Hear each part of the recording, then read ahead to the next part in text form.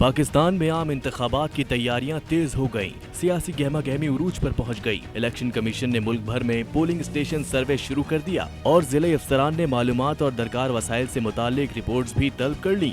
Election commission हुक्काम का कहना है कि आम इंतखाबात के लिए कौमी और सूबाई असम्बली की हल्का बंदी का काम तेजी से जारी है। इलेक्शन कमीशन ने सिंध समेत दीगर सूबों में कौमी और सूबाई असम्बली की हल्का बंदियों की इब्तदाई फहरिस्तें मुरतब करना शुरू कर दी है। मरदमशुमारी 2017 के नताइज के मुताबिक कौमी और सूबाई असम्बलियों की हल्का बंदी की जा रही है।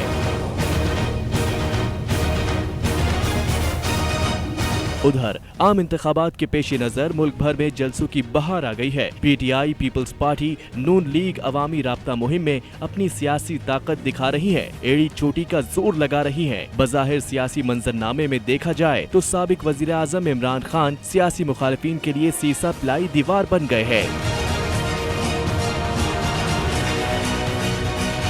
हुकूमत के खात्मे के बाद इनके जलसों को मिलने वाली पजीराई इत्तेहादियों के दर्दे सर बन गई है, जिसके बाद मुल्क के बाइख्तियार अफराद अवाम की तरह इस नतीजे पर पहुंच चुके हैं। इम्पोर्टेड हुकूमत इसी हाल में मजीद चलाना स्टेक होल्डर्स के लिए भी संगीन मसाइल का सबब बन सकता है। इस्टेब्लिशमेंट से ये तय किया गया है कि कबल अज़ वक्त इंतखाबात करा के फ्रेश मैंडेट को इख्तदार में लाया जाए। ये सोचा जा रहा है कि ऐसा करने से न सिर्फ मौजूदा सियासी निज़ाम को अगले चंद साल तक आसानी से बरकरार रखना मुमकिन होगा, बल्कि कई सुलगते हुए इशूज और चैलेंजेस के बारे में भी शोर गोगा और एतराज़ात करने वाली आवाज़ों में पहले जैसा दम नहीं रहेगा।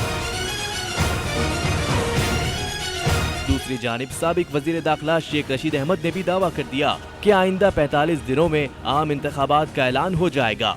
निगरान हुकूमत के लिए मईशत दानों के इंटरव्यूज हो रहे हैं। उन्होंने वाज़ेह किया कि बाप और MQM इम्पोर्टेड हुकूमत को छोड़कर अपोजिशन में जाना चाहते हैं, जबकि सिर्फ हुकूमत में तारिक बशीर चीमा और चौधरी सालिक रहना चाहते हैं।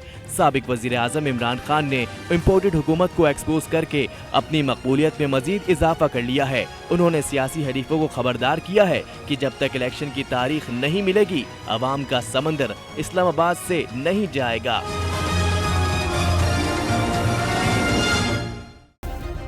सब्सक्राइब करें और बेल दबाएं ताकि कोई खबर रह न जाए।